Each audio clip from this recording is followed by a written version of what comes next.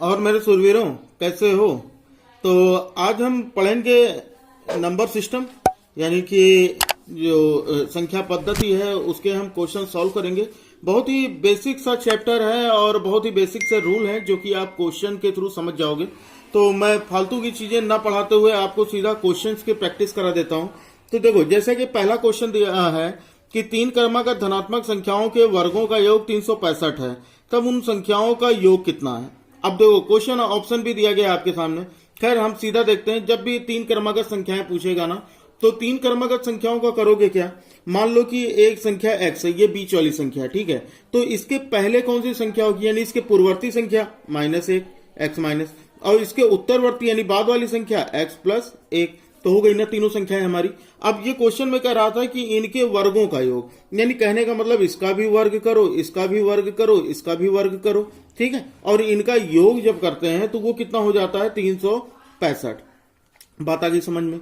ये बात आई समझ में? तो कुछ लोग क्या करते हैं कि x मानते हैं, x+1 मानते हैं, x+2 मानते हैं, तो थोड़ा सा बड़ा हो जाता है ना, उसको सॉल्व करने में थोड़ा सा ज्यादा टाइम लगता है। तो जब भी इस तरह का कोई भी क्वेश्चन पूछे ना, तो एक बीच वाली संख्या, फिर उसके पहले की संख्या, फिर उसके बाद की संख्या किया करो, ठीक है।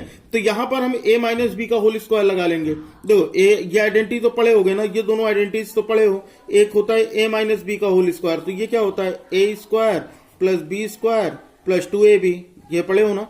दूसरी चीज a माइनस बी, अब a प्लस बी का होल स्क्वायर, तो अगर a प्लस बी का होल स्क्वायर करते हो तो ये क्या हो जाता है? a square plus B square plus 2ab। सही है ना? नहीं, सही नहीं है, क्योंकि a माइनस बी का यहां पर हो जाएगा -2ab, ठीक है। a square plus B square -2ab, और a प्लस बी का होल स्क्वायर हो जाएगा a square plus B square plus 2ab। तो ये आइडेंटिटी हम यूज करेंगे दोनों में, इसमें और इसमें, ठीक है। अगर नहीं पढ़े ना आइडेंटिटीज, तो मैंने इसके लिए एक वीडियो पहले से ही डाल रखी है, तो वो वीडियो जाके देख लो। उसमें से काफी सारे क्वेश्चन आइडेंटिटी पे सॉल्व होते हैं, ठीक है। लिंक डिस्क्रिप्शन में दे दूंगा, नहीं तो वीडियो के लास्ट में भी उसकी लिंक आपको मिल जाएगी। तो चलो, यहां पर अब हम देखते हैं कि अब हम यहां पर लगाते हैं। तो यहां पर a माइनस बी का होल स्क्वायर लगाएंगे, यानी ये क्या हो जाएगा? x-1 का अगर होल स्क्वायर करोगे तो ये कितना हो जाएगा? x स्क्वायर प्लस 1 का स्क्वायर -2ab यानी 2x, ठीक है, प्लस ये x स्क्वायर है। यहां पर करोगे ये हो जाएगा x स्क्वायर प्लस 1 का स्क्वायर तो 1 ही होगा, प्लस 2ab यानी 2x हो जाएगा, और बराबर कितना है? 365 के। ये दिया गया ना। तो यहां पर देखो, सबसे पहली चीज देखो, ये माइनस है 2x और ये प्लस है, तो इसका मतलब ये कट जाएगा। इसीलिए मैंने यहां पर एक बार माइनस रखा, एक बार प्लस रखा। मैं जानता था कुछ चीजें यहीं से ही सॉल्व हो जाएंगी। अब यहाँ एक्स स्क्वायर, ये एक्स स्क्वायर, ये एक्स स्क्वायर, इनको सॉल्व करोगे तो कितना हो जाएगा? 3x स्क्वायर हो जाएगा। होगा कि नहीं होगा? फिर प्लस करो, फिर 1 और 1 इन दोनों को प्लस करोगे तो 2 हो जाएगा, इज इक्वल टू कितना? 365 यानी 365। अब 2 को उधर ट्रांसपोज कर दो तो कितना हो जाएगा? 3x square is equal to 365, ये उधर जाएगा तो ये -2 हो जाएगा। बताओ, ये बात तो समझ में आ गई होगी। तो यहां पर क्या हो जाएगा? 3x square is equal to कितना हो जाएगा? 363 यानी 363। सॉल्व करें। अब यहां पर हम करते हैं तो ये हो जाएगा हमारा x स्क्वायर बराबर 363 बटे 3। बताओ, सही है? तो 3 से करोगे 3 इक्के 3, 3 दूनी 6, 3 इक्के 3, तो x स्क्वायर बराबर कितना हो गया? 121। और 121, अब बताओ, स्क्वायर अगर हम इक्वल की दूसरी तरफ लेके जाएंगे तो ये बच्चा अंडर रूट हो जाएगा कि नहीं हो जाएगा? ठीक है, तो यानी ये अंडर रूट 121 हो जाएगा। और 121 का स्क्वायर रूट क्या होगा? यानी ये किसका स्क्वायर है? 11 का। तो x बराबर क्या हो गया? 11 हो गया। तो हमारी संख्या देखो, तो हमने संख्या क्या मान रखी थी? हमने संख्या 1 तो मान रखी थी, कितना कितने मान रखी थी? x। तो x का मान तो हमारा 11 आ गया, यानी एक आंसर तो हमारा 11 हो गया, ठीक है। उसके पहले कौन सी संख्या? x माइनस 1, यानी 11 माइनस 1 करोगे तो 10 हो जाएगा। उसके बाद क्या है? x प्लस 1, यानी 11 और प्लस 1 करोगे तो 12 हो जाएगा। ये मिल गई हमारी तीनों संख्याएं। तो क्या हमारा आंसर है? नहीं। क्वेश्चन पहले पढ़ लो पूरा। क्वेश्चन क्या कह रहा है? उन संख्याओं का योग क्या होगा, मतलब इसका मतलब इसको जोड़ दो, 10 प्लस 11 प्लस 12, ठीक है। तो यहां पर जोड़ो भैया, तो कितना हो जाएगा? 10 10 20 3 30 और 3 33, यानी इसका आंसर जो होगा वो कितना हो जाएगा? 33, यानी 33 इसका आंसर होगा। ऑप्शन में दिया गया 33, तो ऑप्शन बी जो होगा इसका करेक्ट आंसर होगा। क्लियर है बात? इतनी समझ में आ रही चीजें? बहुत ही आसान क्वेश्चन है, थोड़ा सा लगाने की प्रैक्टिस कर लो जिससे कि तेज कर लो क्वेश्चन, ठीक है। चलो, अब दूसरा क्वेश्चन देखते हैं। तो क्वेश्चन दूसरा क्या दिया गया कि भाग के एक प्रश्न में भाजक अपने भागफल का 10 गुना और शेषफल का 5 गुना है। तदनुसार यदि शेषफल 46 हो तो भाज्य कितना होगा? अब इस क्वेश्चन को देखो। इस क्वेश्चन में क्या कहा गया कि भाग का एक प्रश्न है, ठीक है, उसमें भाजक जो है वो भागफल का 10 गुना है। देखो ये कह रहा है कि जो भाजक है वो क्या है, भागफल का, ऐसे करना, भागफल ऐसे लिख लेना, भागफल का कितना गुना है, 10 गुना है। बताओ ये बात आई समझ में, भाजक जो है भागफल का 10 गुना है। फिर ये कह रहा है और शेषफल का 5 गुना, यानी फिर वही बात कर रहा है कि ये भाजक जो है ये शेषफल का 5 गुना है। कितना है, शेषफल का क्या है, शेषफल का 5 गुना, यानी गुणे 5। 5 गुना का मतलब क्या होता है भाई, गुणा ही तो होता है। फिर क्या कहा, यदि शेषफल 46 हो, ठीक है, फिर हम यहां से भाजक हमारा आसानी से निकल आएगा ना। शेषफल कितना कह रहा है, शेषफल कह रहा है 46 हो, तो शेषफल की जहां 46 रख दो, गुणे 5 रख लो। बात आई समझ में। तो यहां पर अगर इसका हम गुणा करें तो मल्टीप्लाई करने पर कितना हो जाएगा, भाजक बराबर कितना हो जाएगा, 5 छक 30 के शून्य, हासिल आए 3 और 5 चौक 20 और 3 23, यानी 230। तो यहां से देखो हमको क्या क्या चीजें मिल गई। यहां पर हमको ये मिल गया, भाजक मिल गया, ठीक है। उसके बाद फिर हमको यहां पर क्या था कि हमारा शेषफल, अगर हमको शेषफल निकालना हो तो हम शेषफल भी तो निकाल सकते हैं। अगर हमको शेषफल हमको दिया गया है 46, पहले से ही दिया गया है कि शेषफल हमारा कितना है, 46 है। बताओ ये बात आई समझ में, हमको क्वेश्चन में दिया गया शेषफल 46 है।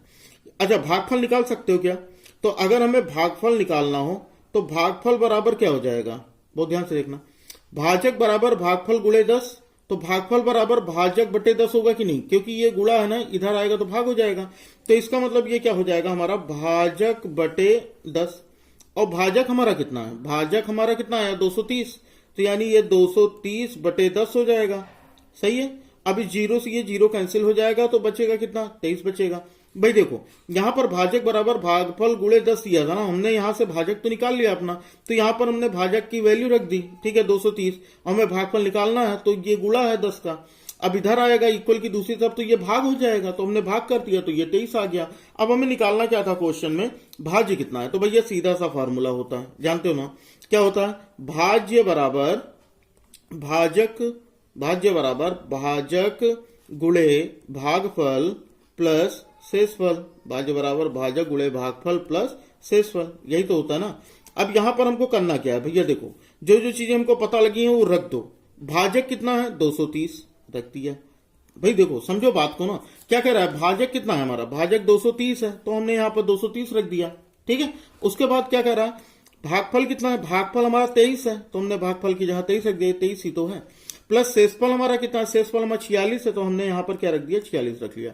अब यहाँ बोर्ड मास का रूल लगा लो, और इनका गुणा कर लो, ठीक है, बहुत ही आसानी से इनका गुणा कर लो। तो यहाँ पर अगर 23 गुणे 23 करो तो कितना हो जाता है 529, यानी 5290 हो जाएगा। इन दोनों का गुणा करोगे, होगा कि नहीं होगा, हो जाएगा।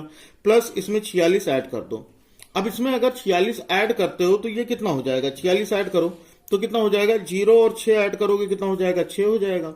9 और 4 ऐड करोगे, 9 10 3 13, ठीक है, फिर 2 1 3 और उसके बाद ये 5, तो 5336, यानी ऑप्शन अगर देखो तो यहां पर ऑप्शन डी जो है ये हमारा करेक्ट आंसर है। समझ में आ गई बात। तो इस तरह के क्वेश्चन जो है वो एनसीईआरटी बेस्ड क्वेश्चन है और इसी तरह के आपके एग्जाम में पूछे जाएंगे, ठीक है। तो इस तरह के क्वेश्चन के प्रैक्टिस किए रहो, और इस प्रैक्टिस किए रहोगे तो उसका एक फायदा ये भी होगा कि आपके लिए टाइम भी बचेगा, ठीक है, क्योंकि स्पीड होना बहुत ही जरूरी है। जब आपकी स्पीड सही रहेगी तो वहां पर आप ज्यादा से ज्यादा क्वेश्चन कर पाओगे। चलो अगला क्वेश्चन देख लेते हैं। आप अगला क्वेश्चन देखो, अगला क्वेश्चन क्या दिया गया कि एक संख्या का 30% दूसरी संख्या के 40% के बराबर है, ठीक है। एक संख्या का 30% लिख लेते हैं क्या, अच्छा पहले पढ़ लेते हैं। चलो, एक संख्या का 30% दूसरी संख्या के 40% के बराबर है। उन दोनों संख्याओं के योगफल का 25% 420 के बराबर है, ठीक है। तदनुसार उन दोनों संख्याओं में छोटी संख्या कौन सी है। अब ये क्वेश्चन अगर हमें करना हो तो हम इस क्वेश्चन को कैसे लगाएंगे। मान लो कि जो एक संख्या है ना वो x है, ठीक है। यहां पर देखो कैसे करोगे कि मान लो सीधा सीधी चीज क्या, मान लो कि माना एक संख्या x है, तो यहां पर हम कर लेते हैं, माना एक संख्या x है। अब अगर एक संख्या हमने x मान ली तो दूसरी संख्या हम क्या मान लेंगे भाई, तो दूसरी संख्या को हम मान लेते हैं y है। बताओ ये बात आ गई समझ में। अब ये कह रहा है एक संख्या का 30%, मतलब इसका 30%, तो यानी x गुणे 30/100 है ना, और उसके बाद दूसरी संख्या यानी y का 40%, यानी हो जाएगा 40/100। बताओ, बात आई समझ में? इस 100 से ये 100 काट दो, काट दिया ना, इस 100 से 100 को काट दिया। तो हम अगर हम x की वैल्यू निकालें तो x बराबर हमारा कितना हो जाएगा, 40y/30 होगा कि नहीं होगा? इस जीरो से ये जीरो काट लो तो यानी हो जाएगा 4/3y। समझ में आ गया? तो यहां पर हमसे क्वेश्चन में क्या पूछ रहा था? हमसे क्वेश्चन में ये पूछ रहा है कि उन दोनों संख्याओं के योगफल का 25%, मतलब x और y के योग का 25%, ठीक है, x प्लस y के योग का 25%, यानी 25% का मतलब 25/100। ये कितना है? इनका जो योग करता है वो कितना हो जाता है, 420। बताओ, ये बात आई समझ में? आसान था ना, बहुत ही आसान था। अब यहां पर क्या करोगे, x की वैल्यू रख दो यहीं पे, यहां पर क्या करोगे, x की वैल्यू रख दो। अच्छा, यहां पर पहले सॉल्व कर लेना, 25 × 25, 25 × 100, ये हो जाएगा। x की जगह पर हम क्या रखेंगे, 4/3y रख लो, 4/3y, और ये प्लस y है, y रख लिया, बराबर ये भाग है, इधर जाएगा तो गुणा कर दो, 4 0 0, 4 दूनी 8 और 4 चौक 16, ये हो गया। अब यहां पर क्या करोगे, 3 एलसीएम ले लो, ठीक है, यहां पर 3, क्योंकि ये 4/3y है और ये y है, तो यहां पर क्या करोगे, 3 एलसीएम ले लो, ठीक है। अगर 3 एलसीएम ले लेते हो तो कितना हो जाएगा, 3 एलसीएम लेने पर ये तो 4y हो जाएगा, इसके पास नहीं है तो ये 3y हो जाएगा, तो बराबर हो जाएगा 1680। बताओ, ये बात आई समझ में? इतने में कोई दिक्कत हो तो बताना जरूर, ठीक है। 4y और 3y जोड़ोगे तो कितना हो जाएगा, 7y/3 बराबर 1680, ठीक है। तो यहां पर कितना हो जाएगा, y बराबर कितना हो जाएगा, 1680 × 3/7, सही है। तो कितना हो गया, 1680 × 3/7। देखो 7 से ये कटेगा क्या, 7 दूनी 14, 7 चौक 28 और ये 0, अरे वाह, ये तो कट गया। तो y बराबर कितना हो जाएगा, 0, 3 चौक 12, 2 हाथ से लाए 1, 3 दूनी 6, 1 7, यानी 720। यानी जो एक संख्या आई वो 720 आई। और दूसरी संख्या जो हुई, यहां पर देखो, ये जो बड़ी संख्या और छोटी संख्या का मामला कर रहा था, तो यहां पर ये हमारा 720 आ गया। अब देखो, अगर ऑप्शन देखो तो ऑप्शन में 700 दिया गया, 760 दिया गया, 780 दिया गया है। और दूसरी संख्या जो थी वो क्या, अगर हम इसका यहां से निकालें तो ये जो हमारा y है, दूसरी संख्या नहीं, छोटी वाली संख्या, यही छोटी वाली संख्या पूछ रहा था। यहां पर देखो, नीचे कर लेता हूं थोड़ा, तब दिखाई देगा। दूसरी संख्या नहीं, छोटी संख्या हमने y भी तो मान रखी थी, तो हमने यहां पर क्या हो जाएगा, y हमारा कितना हो गया, 720, यानी छोटी संख्या हमारी कितनी हुई, 720। यानी ऑप्शन अगर देखो तो यहां पर ऑप्शन सी जो होगा ये क्या होगा, हमारा करेक्ट आंसर होगा। क्लियर है बात? चीजें समझ में आ रही है? चीजें समझ में आ रही है तो वीडियो को लाइक जरूर कर दो, और अगर चैनल पे नए हो तो चैनल को सब्सक्राइब कर बेल आइकन को जरूर प्रेस कर लेना, क्योंकि हमारे हर क्लास की नोटिफिकेशन, ताकि आपसे कोई भी मिस ना होने पाए, जैसे कोई वीडियो अपलोड होती है सबसे पहले नोटिफिकेशन आपको मिल जाए। क्लियर है बात? इतनी समझ में आ रही होंगी चीजें बहुत ही अच्छे से, ठीक है। और भी अपने फ्रेंड्स को भी बताइए कि यहाँ पर CHS और नवोदय एंट्रेंस एग्जाम की तैयारी, जो भी आपके कजन हो, मामा मामी, चाचा चाची, फूफा फूफी के बच्चे हों, उनको भी बताइए कि यहाँ पर क्लास, बहुत ही जबरदस्त क्लासेस फ्री ऑफ कॉस्ट चलती हैं, और जरूर अटेंड करें, ठीक है। चलो अगला देखते हैं, क्वेश्चन नंबर 4। क्वेश्चन नंबर 4 क्या दिया गया कि 4 अभाज्य संख्याएं आरोही क्रम में है, ठीक है। उनमें प्रथम 3 का गुणनफल 445 है और अंतिम 3 का गुणनफल 1729 है। तदनुसार उनमें सबसे बड़ी अभाज्य संख्या क्या है? बढ़िया क्वेश्चन है। यहां पर क्या कह रहा है कि जो 4 अभाज्य संख्या है, ठीक है, अभाज्य संख्या मैंने अभी पढ़ाया है, अगर नहीं देखे हो तो वो क्लास 6 वाली वीडियो भी देख लेना, ठीक है। भाज्य, अभाज्य, सम, विषम, सहभाज्य, ये सारी चीजें मैंने बता रखी हैं उनमें, ठीक है। या फिर मैंने नवोदय की जो क्लास पढ़ाई है उसमें भी मैंने पहले से ही बता रखी है, ठीक है। तो सारे लिंक आपको डिस्क्रिप्शन, नहीं तो प्लेलिस्ट में जाकर आप वहां से देख सकते हैं। तो यहां पर मान लेते हैं कि जो चारों अभाज्य संख्याएं हैं ना, वो ए बी और सी, ए बी सी डी हैं। लिख लेते हैं ए बी सी और ये डी, ये चारों संख्याएं हैं, ठीक है। फिर ये क्या कह रहा है कि इनमें जो पहला, सुनो, इसमें ये जो कह रहा है कि जो पहले 3 हैं उनमें से प्रथम 3 का गुणनफल 400 कितना है, 455 है। तो यानी पहले 3 यही हुए हमारे, 1 2 3। तो लिख लेते हैं ए गुणे बी गुणे सी बराबर कितना है, 455 है। क्लियर है बात इतनी? फिर कुछ कह रहा है, फिर ये क्वेश्चन में कह रहा है कि और अंतिम का जो 3 का गुणनफल, अंतिम का 3 यानी 1 2 3, ये तीनों, ठीक है। तो कितना हो जाएगा, बी गुणे सी गुणे डी, ठीक है। ये कितना है, इनका गुणनफल कितना दिया गया, इनका गुणनफल दिया गया 1729। बात आ गई समझ में? अब हम क्या, हमसे यहाँ क्वेश्चन में पूछ क्या रहा है, हमसे उनमें से सबसे बड़ी अभाज्य संख्या क्या है, यानी सबसे बड़ी संख्या बतानी है। चलो देख लेंगे, अभी हम सबसे बड़ी संख्या पहले चारों को निकालेंगे, फिर देखते हैं उसमें कौन सी सबसे बड़ी होती है। यहां पर मैंने एक चीज ये देखा सी यहाँ पर भी है, सी यहाँ पर भी है, और बी यहाँ पर है, बी यहाँ पर भी है, यानी ए और डी बच जाएंगे। तो कहने का मतलब ये, अगर हम यहाँ पर डिवाइड कर दें तो हमको ए और डी का अनुपात मिल जाएगा।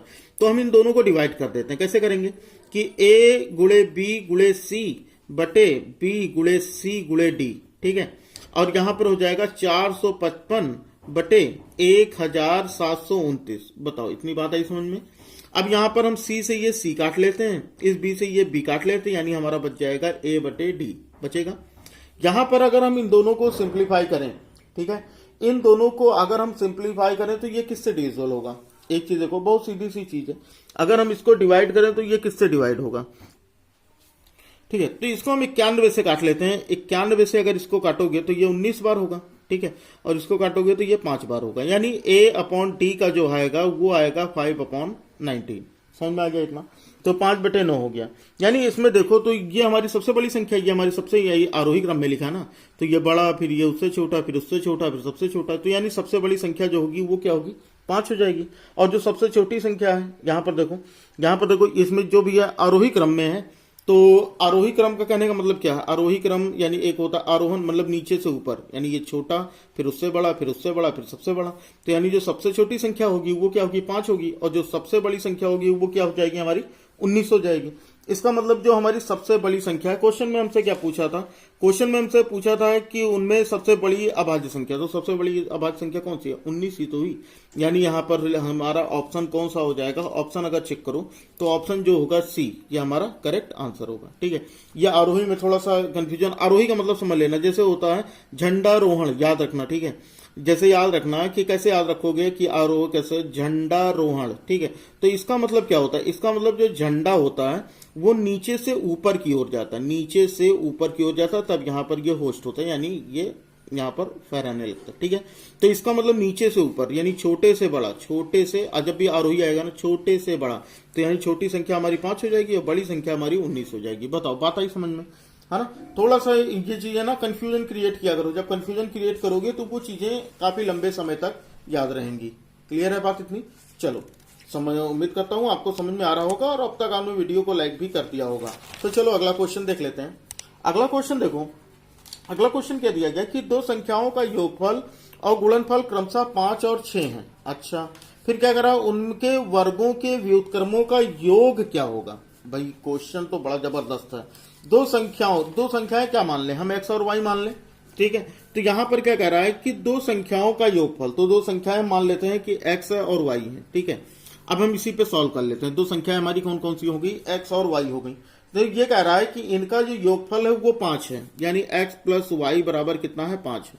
इनका जो गुणनफल है, यानी एक्स और वाई जो है ना, इनका गुणनफल वो 6 दिया गया है। बताओ, इतनी बात आई समझ में। तो हम एक चीज हमको ये कह रहा है कि इनके क्वेश्चन में इनके वर्गों का, ठीक है, यानी ये कह रहा है क्वेश्चन में, अगर क्वेश्चन पढ़ो तो इसमें लिखा है तो उनके वर्गों के व्युत्क्रमों का योगफल, यानी वर्गों के व्युत्क्रमों का योगफल। तो हम क्या करते हैं, यहां पर एक आइडेंटिटी यूज कर लेते हैं। क्या कहें कि x माइनस वाई का होल स्क्वायर, अगर हम ये आइडेंटिटी लगाएं तो ये आइडेंटिटी पढ़े तो हो गई। क्या होता है, x प्लस वाई का होल स्क्वायर और माइनस 4xy, ठीक है। मैंने फिर से कहा, अगर आइडेंटिटी नहीं पढ़े हो तो मैंने पढ़ा दिया बहुत ही डिटेल में, वो वीडियो जरूर देख लेना, लिंक उसकी पक्का मैं आपको डिस्क्रिप्शन में डाल दूंगा, क्योंकि ये चीजें आपको काफी ज्यादा कंफ्यूज करेंगी, ठीक है। और नहीं समझ में आता है तो दोबारा से वीडियो देखिएगा, पक्का है समझ में आ जाएगा। तो यहां पर हम ये निकाल लेंगे x माइनस वाई का होल स्क्वायर। तो यहां से हम कैसे निकालेंगे, x प्लस वाई कितना हो जाएगा, 5 का स्क्वायर, माइनस 4 गुणे ये हो जाएगा 6, तो ये जाएगा 5 पंचे 25 माइनस 6 24। तो इसका मतलब ये क्या हो जाएगा, हमारा ये हो जाएगा 25 माइनस 24 कितना हो गया, 1 हो गया। बताओ, बात आई समझ में। यानी x माइनस वाई का होल स्क्वायर बराबर 1 हो गया। तो x माइनस वाई बराबर, भाई स्क्वायर उधर लेके जाओगे तो अंडर रूट हो जाएगा, और 1 का तो स्क्वायर रूट जो होगा वो 1 ही होगा। तो यहां से ये हमारा एक समीकरण 1 बन गया, और ये हमारा समीकरण नंबर 2 बन गया। बताओ, बात आई समझ में इतनी। अच्छा, इसीलिए हमने ये लगाया ताकि हमको दूसरा समीकरण भी मिल जाए, ठीक है। अब यहां पर हम क्या करेंगे कि जो दोनों समीकरण 1 और समीकरण 2 हैं, इन दोनों समीकरणों को हम क्या करते हैं कि जोड़ लेते हैं। इन दोनों समीकरणों को जोड़ लेते हैं। जोड़ते कैसे हैं, ऐसे लिखते हैं x प्लस वाई बराबर 5, और यहां लिखेंगे x माइनस वाई बराबर 1, ठीक है। अब इन दोनों समीकरण को जोड़ लो। क्या करोगे, इनको ऐड कर लो। तो जोड़ने पर क्या होगा कि x और x इसको ऐड करोगे तो हो जाएगा 2x, y और y यानी ये प्लस में ये माइनस में ये तो कट जाएगा। 5 और 1 इनको जोड़ोगे तो हो जाएगा 6। बताओ बात आई समझ में। तो x बराबर कितना हो जाएगा 6/2, तो 2 के 2 2 3 6, तो x बराबर कितना हो जाएगा 3 हो जाएगा। बहुत ही आसान था। तो यानी x का मान आ गया। उसके बाद हमसे पूछ रहा है कि यहां पर हमको y भी निकालना है। तो कोई भी समीकरण है ना उसमें x का मान रख दो। जैसे हमारा x प्लस y बराबर 5 या फिर हमारा xy बराबर 6 भी तो था। हमने क्या देखा था xy बराबर 6। देखो यहाँ पर हमारा समीकरण दिया था ना, तो हमने यहीं पर x की यहाँ पर क्या रख देंगे 3 रख देंगे। तो 3 गुणे y बराबर 6, तो y बराबर कितना हो जाएगा 6/3, 3 1 3 3 दूनी 6, तो y बराबर 2। दोनों चीजें मिल गई हमको x का भी मान मिल गया। देखो यहाँ पर x का मान भी मिल गया 3 और y का मान भी मिल गया 2। अब हमसे ये क्वेश्चन में ये पूछ रहा था कि इनके व्युत्क्रमों का योग, ठीक है। यानी व्युत्क्रमों का मतलब क्या है कि 1 ठीक है एक्स स्क्वायर, ठीक है, अपॉन 1/y², ये हमें बताना है भाई। चाहे पूरे का हो लगा लो 1 का स्क्वायर तो 1 ही रहेगा। तो ये हम रख लेते हैं। तो कितना हो जाएगा 1/x कितना है 3, तो यानी 3 का स्क्वायर, प्लस 1/y कितना है 2, यानी हो जाएगा 2 का स्क्वायर। समझा रही चीजें। तो ये कितना हो जाएगा 1/3 का स्क्वायर हो जाएगा 9, प्लस 1/2 का स्क्वायर हो जाएगा 4। आसान है। अब यही चीज हमको सॉल्व कर देनी है। कैसे 9 और 4 का एलसीएम ले लो, कितना हो जाएगा 36 यानी 36। 9 और 4 का लासा 36, तो 9 चौक 36 और 4 9 36। सही है। तो 9 और 4 जोड़ दो, 9 और 4 जोड़ोगे कितना हो जाएगा 9 और 4 13। कितना होता है 9 4 भाई मेरा कैलकुलेशन कमजोर, मैं पहले भी बताता था। तो 13/36, यानी इसका मतलब इसका जो आंसर आएगा वो कितना आएगा, वो आंसर आ जाएगा हमारा 13/36। ठीक है। अब यहां पर हम 13/36 अगर ऑप्शन देखो तो इसमें क्या कोई ऑप्शन आपको सही दिख रहा है 13/36 ए ऑप्शन, तो यानी हमारा जो ए ऑप्शन होगा वो क्या होगा, बिल्कुल सही होगा। तो इस तरह के क्वेश्चन आपके नंबर सिस्टम में काफी बड़े क्वेश्चन है, लेकिन आप प्रैक्टिस किए रहोगे तो काफी सारी चीजें इसमें नहीं लिखनी पड़ती हैं, लेकिन उसके लिए जरूरत है आपको सबसे ज्यादा प्रैक्टिस की। ठीक है। तो चलो फिर उम्मीद करता हूं कि आपको ये सारे क्वेश्चन समझ में आए होंगे। ठीक है। और इसके आगे अब रेगुलर क्लासेस और बड़ी क्लासेस शुरू होंगी, इसलिए ज्यादा से ज्यादा लोग जुड़े, ज्यादा से ज्यादा लोगों को शेयर करें। और जो बच्चे CHS या फिर नवोदय एग्जाम की तैयारी कर रहे हैं वो तो पक्का उनके लिए ये क्लासेस जो होने वाली हैं वो बहुत ही रामबाण सिद्ध होने वाली हैं। तो चलो जो किया होगा और अपने फ्रेंड्स अपने रिलेटिव में शेयर भी कर दिया होगा। तो चलो बच्चा फिर पढ़ते रहो बढ़ते रहो, मिलते हैं फिर अगली क्लास में। तब तक के लिए जय हिंद, वंदे मातरम।